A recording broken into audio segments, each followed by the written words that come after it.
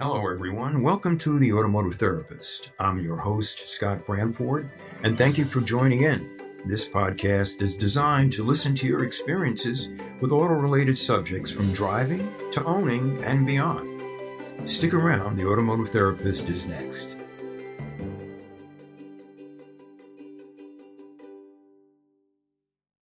Scott Bramford for The Automotive Therapist. I'm going to stop being so formal, I think, the ones I've done before. But I got a couple of good topics today, and if you can like and subscribe and certainly comment, for the time being, we like to get as many comments as possible about some of the themes that we talk about. And the first one today is magic wannable cars. And of course, people think I'm crazy, and I am. But yeah, magic wannable cars are about cars that you want to wave a magic wand on. And by that, I guess you car folks out there know what that means. We're talking about restorations. And it's a real sketchy business right now. I don't know where in the world you are right now listening to this, but I'm sure you have an automobile restoration specialist in your area or someplace close or somewhere in the country. But I remember years ago, and you've probably heard this phrase before: a car can only be built or be new once. So anytime you restore a car, as good as a restoration may be, it's not going to be like the original car. It's not going to have the same wells and the same flashpoint stuff or whatever they use. The rivets and screws and stuff like that. And once it's torqued down, well, there's the car off the assembly line. But that's an art into itself, and a lot of people are really good at restorations. And I've seen some great restored cars in the past, but if you have the eye for it, you can always look at a car and go, well, that's really, really good, but that's not the way the car came. Even to the point where, I've seen some cars and, you say to yourself, if the guy from the factory ever saw this car, he'd fall down and he would say, we never built a car like this. It didn't come off the factory line like this. But again, that's an art.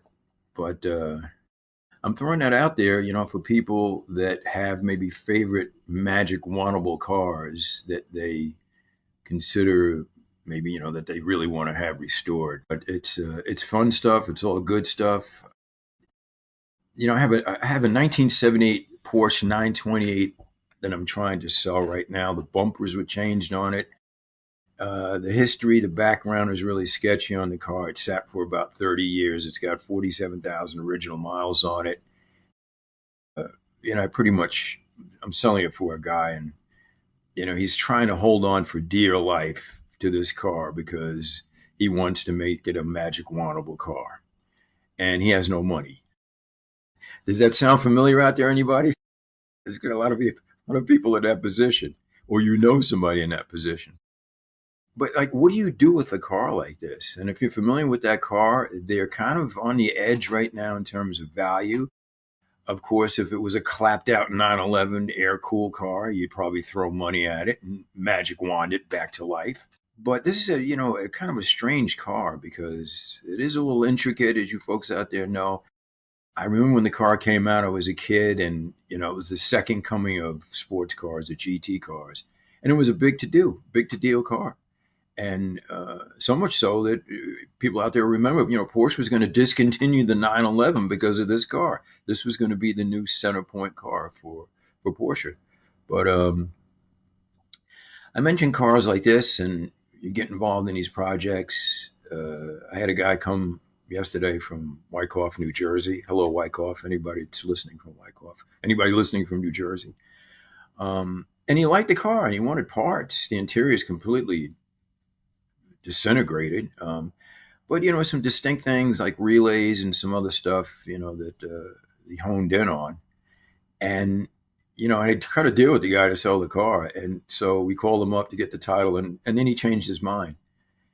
And my friend has it at his shop, and he just went ballistic. And he says, "Listen, we worked on trying to get this car sold for you, and I want it out of my shop because it's been here for 3 months. You don't have the money to fix it, and you need to sell the car."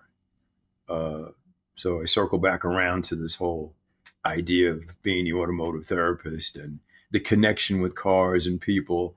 and and how it just kind of intertwines with our lives, and these things become larger than life, and sometimes larger than kids and family. But that's the idea behind Magic Wannable cars.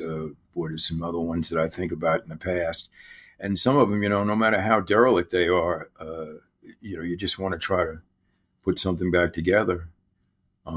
There's people in the boroughs here. I met a guy in Brooklyn years ago, and he had I think it was a Corvair. Well, Corvair's really not, not worth much. And thanks to Ralph Nader, I guess he wanted to make sure they were worth nothing. But and it was sitting there for years. And he got up every day and he got a cup of coffee. He was retired. He looked outside. He looked in his driveway, and the car is sitting there. And he just kept saying, one day, it was a magic wannable thing. He wanted to do something with the car. But anyhow, that's the first of my topics for today. I could expound on it, but I'd like to hear from people out there and their ideas and some of the cars they think they'd like to wave a magic wand on, even if it's a car that you're driving right now. The next theme right now I want to get into very briefly is the idea of driving cars where they can't be driven. The theme itself is, I just don't drive my car there. And folks, we're on social media all the time, so you see the ridiculous nature of what people do with cars and where they drive them.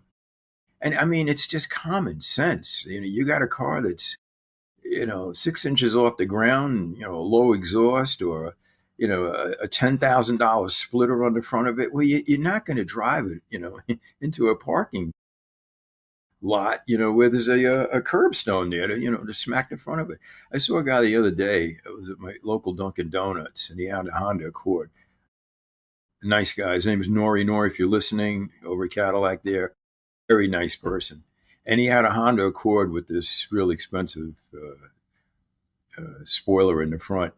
And I noticed it was perfectly clean. And I just walked over to him and I said, obviously you know how to drive because you haven't hit that spoiler against a curbstone or one of those blocks I mean, I've done it myself. So no matter how well you drive, it can happen. But it was another instance. Had my Supra in Mark IV and was visiting a friend over in Harrison here. And I parked in front of his house and walked up the driveway. He opened the door. He says, "What are you doing?" And I looked at him. I said, I can't get my car up your driveway. What, are you kidding me?" And then he just nodded and he acknowledged, after he looked at it and thought about it. And the same goes. We see stuff on social media all the time, from Pagani Huayras to whatever kind of car it is. People just beating them up and just not using common sense. So I say that to you folks out there, because I know most of you do have a lot of sense and really critical about, where you drive your cars. And of course, we can expound on that. There's places you're not even going to park the car. I know going to car shows is a big deal, because sometimes, you have to babysit your car. You got some kids running around. I saw a video just last summer of somebody at a car show, changing their baby's diaper on somebody's hood of their car. I mean, I'm just not going to drive my car there. It's ridiculous. But this is the things we deal with when we drive cars around. And of course, if you drive into urban areas with really expensive cars, I mean, some people, even if you have enough money, I guess you'd want to be a little discreet, and a little concerned about taking care of a nice motor vehicle. And but that's I want to just kind of put those two things out for today. And we're still working on this. We're going to get this better. We're going to get more people involved. I'm looking forward to it.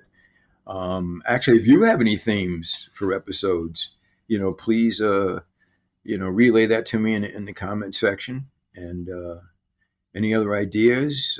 Anytime you want to make a comment, I'm going to start following up a lot more readily than I have. Life gets in the way for all of us. But we still want to make this pretty unique. And we're going to have a lot of fun doing this cast with everybody out there that enjoys cars and has motor oil running through their veins. You know who you are. So for right now, this is Scott Bramford. Thanks again. I'm the automotive therapist. We'll be back very soon with a new episode. Have a great day and be safe out there, folks. Thank you.